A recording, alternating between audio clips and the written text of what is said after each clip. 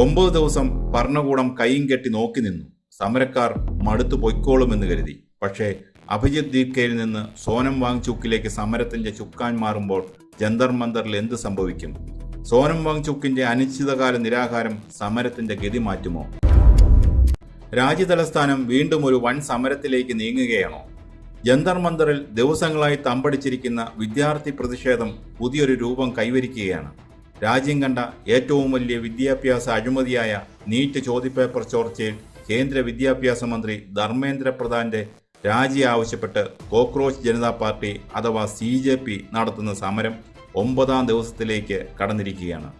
സമരം തുടങ്ങി 9 ദിവസം പിന്നിടുമ്പോഴും അധികൃതരുടെ ഭാഗത്തുനിന്ന് യാതൊരു ചർച്ചയും ഉണ്ടായില്ല. പ്രതിഷേധക്കാരുടെ എണ്ണം കുറയുമ്പോൾ സമരം ആറിത്തണുക്കുമെന്ന് കരുതി അധികൃതർ കാത്തിരുന്നപ്പോഴാണ് ലഡാക്ക് സമരനായകൻ പ്രമുഖ സാമൂഹിക പ്രവർത്തകൻ സോനം വാങ്ചുക്ക് നിരാഹാര സമരം തുടങ്ങിയിരിക്കുന്നത്.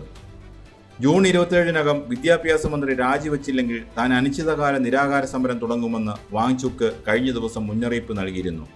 പറഞ്ഞതുപോലെ തന്നെ ജൂൺ 28-ആയ ഇന്ന് സോനം വാങ്ചുക്ക് ഡൽഹിയിൽ അനിശ്ചിതകാല നിരാഹാരം ആരംഭിച്ചു കഴിഞ്ഞു.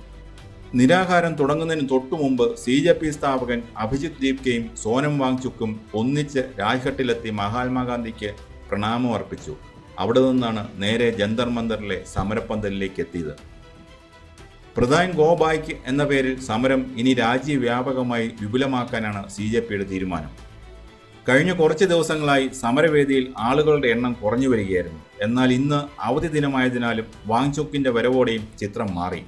നൂറുകണക്കിന് വിദ്യാർത്ഥികളും രക്ഷിതാക്കളും കർഷക സംഘടനകളും ഇടതുപക്ഷ വനിതാ സംഘടനകളും സമരപ്പന്തലിലേക്ക് ഒഴുകിയെത്തി. UP, ഹരിയാന, പഞ്ചാബ് എന്നിവിടങ്ങളിൽ നിന്നുള്ള കർഷക നേതാക്കൾ സമരത്തിന് പിന്തുണയുമായി എത്തിക്കഴിഞ്ഞു. ചില കർഷക നേതാക്കളെ ജന്തർ മന്ദറിൽ എത്താതിരിക്കാൻ പോലീസ് വീട്ടുതടങ്കലിലാക്കി എന്ന ഗുരുതരമായ ആരോപണവും CJP ഉന്നയിക്കുന്നുണ്ട്. സമരം 9 ദിവസമായിട്ടും അധികൃതരുടെ ഭാഗത്തുനിന്നും ആരും സമരക്കാരോട് സംസാരിക്കാൻ തയ്യാറായിട്ടില്ല. സമരക്കാരെ ബലം പ്രയോഗിച്ച് ഒഴിപ്പിക്കാൻ പോലും പോലീസ് ശ്രമിക്കുന്നില്ല. സമരക്കാർക്കെതിരെ അത്തരം നടപടികൾ സ്വീകരിച്ചാൽ അത് വലിയ മാധ്യമ ശ്രദ്ധ നേടും, സമരം കൂടുതൽ ശക്തമാകും എന്ന് പോലീസ് ഭയക്കുന്നു. സമരം ചെയ്യുന്നവർ സ്വയം മടുത്തു പിരിഞ്ഞു പോകട്ടെ എന്നായിരുന്നു അധികൃതരുടെ കണക്കുകൂട്ടൽ. മാധ്യമങ്ങളും ഈ സമരത്തെ ഒരു പരിധിവരെ അവഗണിക്കുകയായിരുന്നു. വാർത്തകളിൽ നിന്ന് ജന്തർ മന്ദറിലെ പ്രതിഷേധം പതിയെ അപ്രത്യക്ഷമായിക്കൊണ്ടിരിക്കുമ്പോഴാണ് സോനം വാങ്ചുക്ക് എന്ന ടേണിംഗ് പോയിന്റ് ഉണ്ടാകുന്നത്.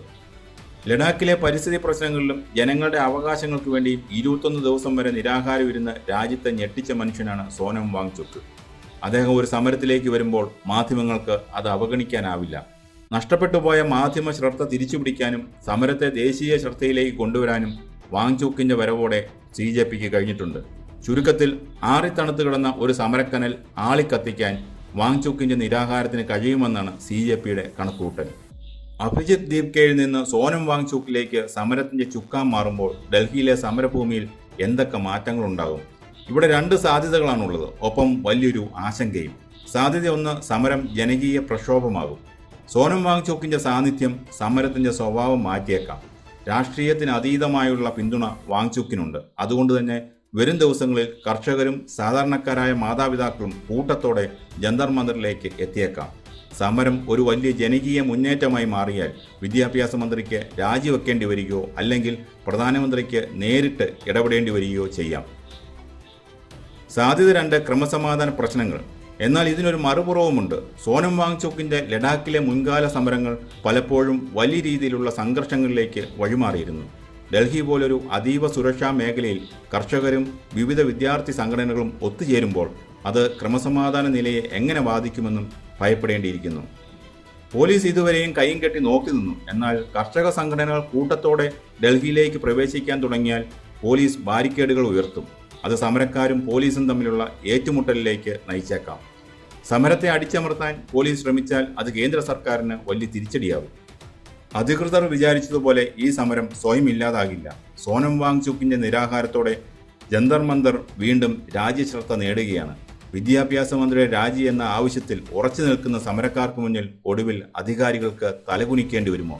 ഇതിനുള്ള ഉത്തരം വരും ദിവസങ്ങളിൽ ലഭിക്കും.